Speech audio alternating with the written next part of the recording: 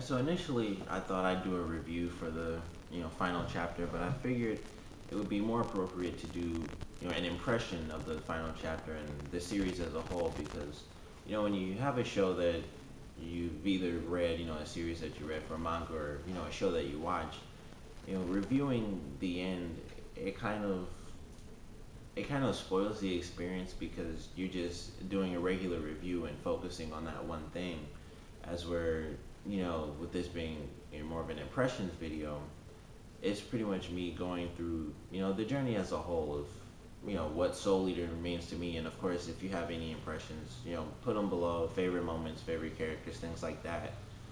But I thought it was more important to do an impressions video than just another review like I normally do for everything I watch or read.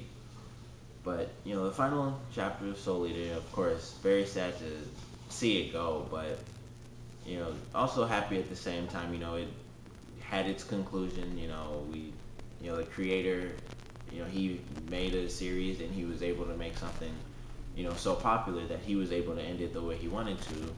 And that's always really good. Like the only thing I can really think to compare it to, even though I don't actually have experience with it because I don't have kids, I think it's kind of like when parents, when parents' children go off to college or move out, things like that.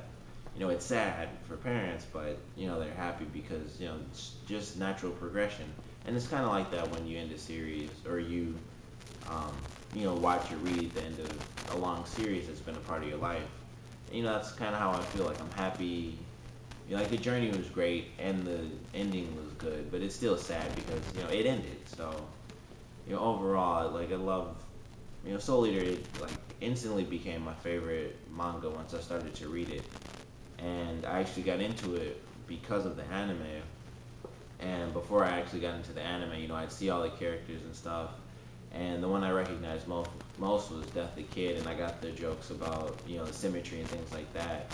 And one day I was on YouTube, watching random videos, and I saw the NAMV, and it was a bunch of different anime put together, but it was like it was the very first fight from Soul Eater, where Maka and Soul fight Jack the Ripper, and I was like, okay, this fight looks really cool. And it was like when they hit the wall, the animation was really sweet, and they're like a ton of little bricks.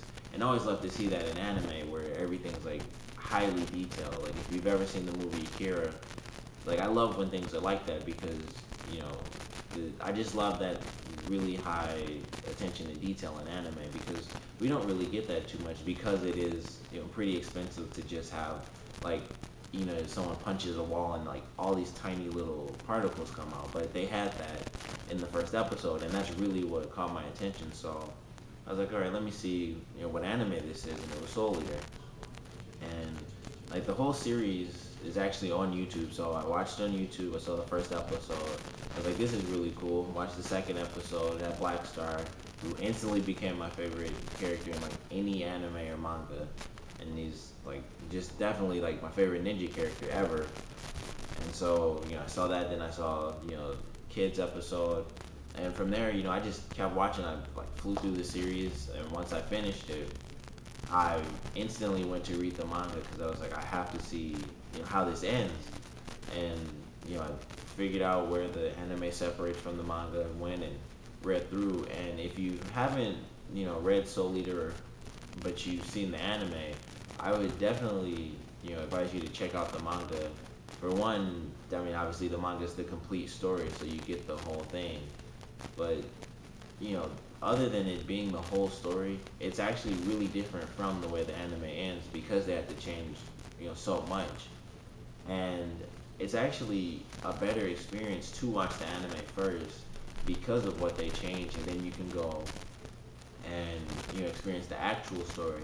And there are so many differences. It's like basically reliving the entire thing, and both are great, but after watching the anime then you go to the manga, there's huge differences, and it's just like I thought I knew this and I thought I knew that, but really like I said, it's like going through the whole thing again. You pretty much get like a brand new story, and like it was a great experience to have that and not just go through what the anime went through.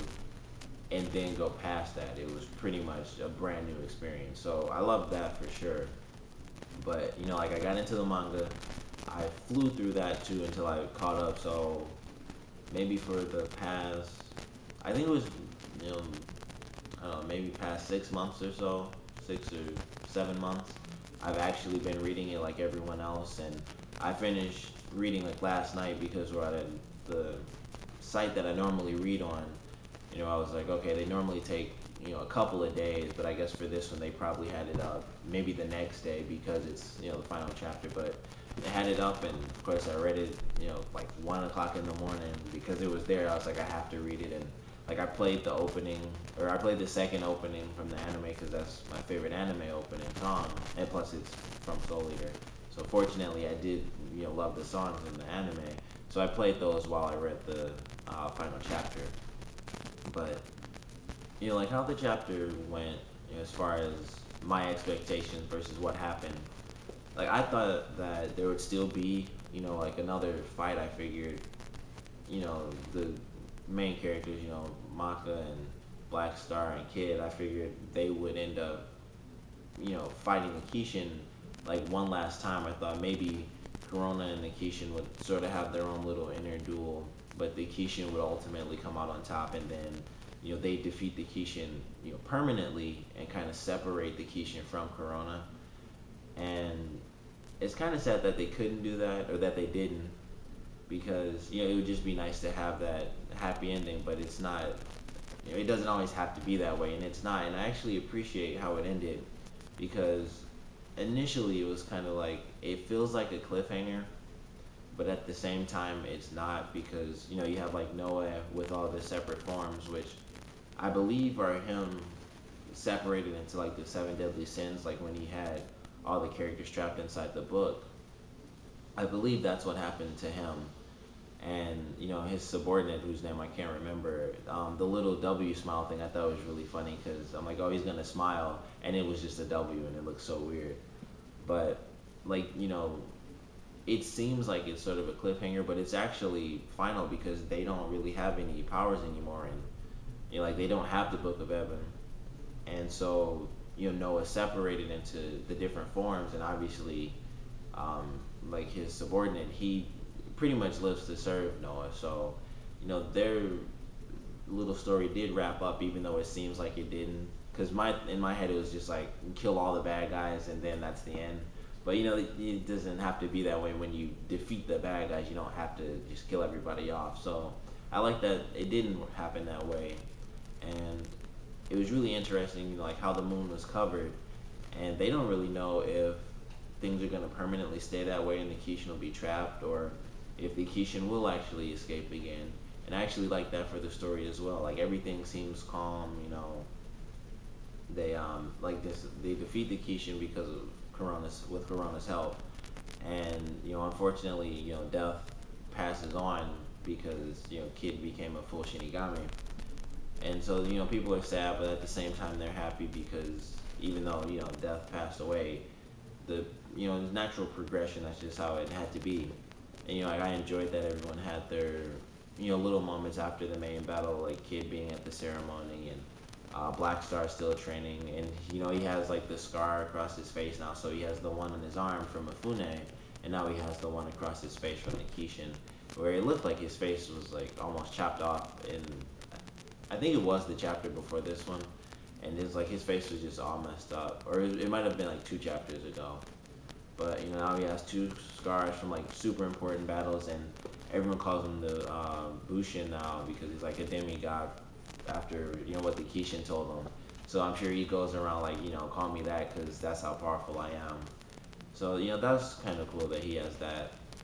And like I love this ceremony thing where Kid he wants the mask on straight, because when I was going through it, when Spirit looked um he looked like he was kind of worried or something, and I thought it was because he was sort of just uneasy and upset because it's like he's a Death side, so of course he was really close to Death when he was alive, and I thought maybe he's just sad because it's like the next generation and stuff, and then it was like, oh no, kept everybody there for like 3 hours because the mask wasn't on straight, so he's freaking out and starting the ceremony over. So I thought that was really funny because it wasn't what I thought.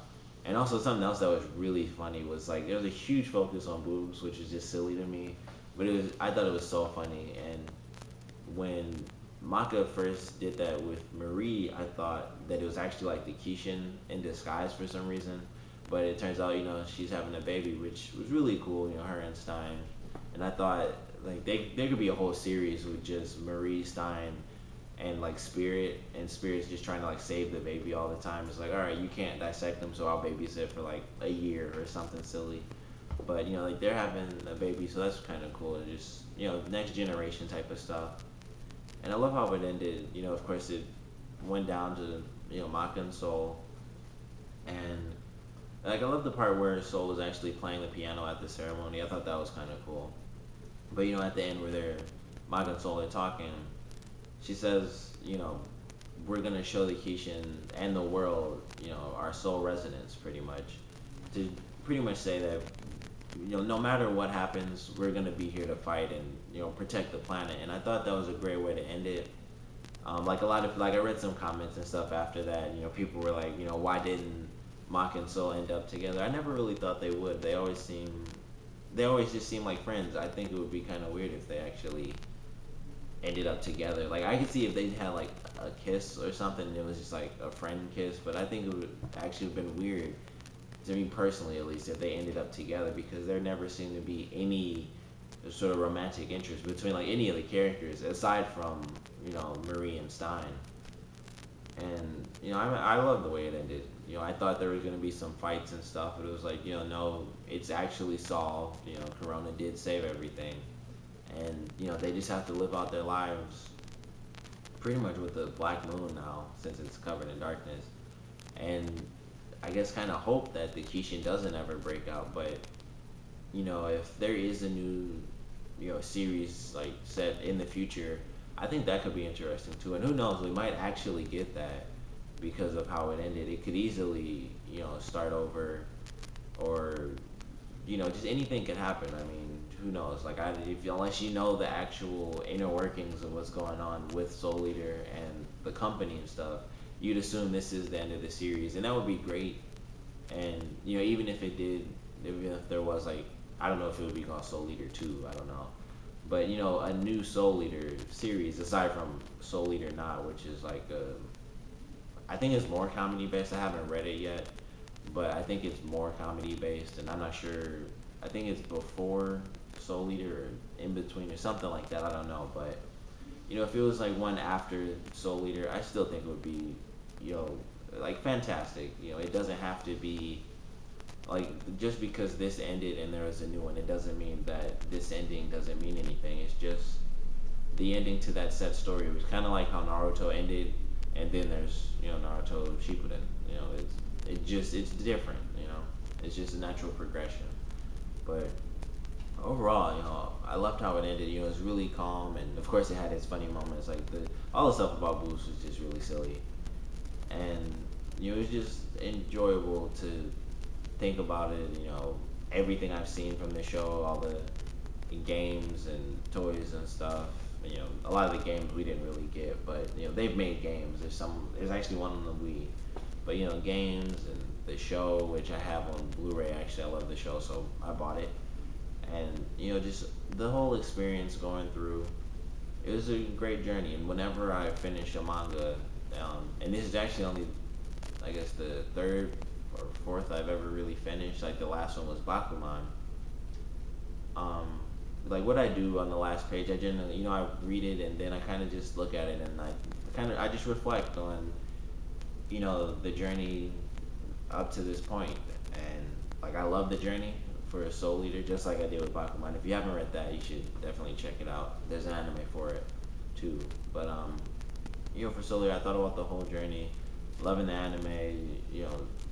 Actually going back to read the manga. Like I've never done that where I watched an anime and I loved it so much I just read the manga too. I've only done that for Soul Eater because it was so amazing to me, and it probably is just because of Black Star. Like I love his moments so much it like he just kind of made the show for me because like I always love like the ninja samurai based characters, and he's like my favorite. You know, he's like the best ninja character I've ever seen, and you know, like I watch Naruto, so that's pretty much all ninjas. But you know, like I just love his character; it's really cool. And like Mifune is an amazing samurai character. Like I love when they fight; it's the best stuff to me. But you know, Soul Eater as a whole is my favorite manga. I guess it would also have to be my favorite anime too. But you know, I'm sad it ended, but I love how it ended. And no matter what comes next, you know, even if it's just Soul Eater not, and there is no continuation for this Soul Eater, you know, the story as a whole is, as far as I'm concerned, it was perfect, and I loved it. So, you know, comment below, let me know what you thought of the final chapter. What do you think? Do you think there's gonna be a new Soul Eater, and you know, would you be happy or upset about that? You know, just let me know what you think below, and thanks for watching.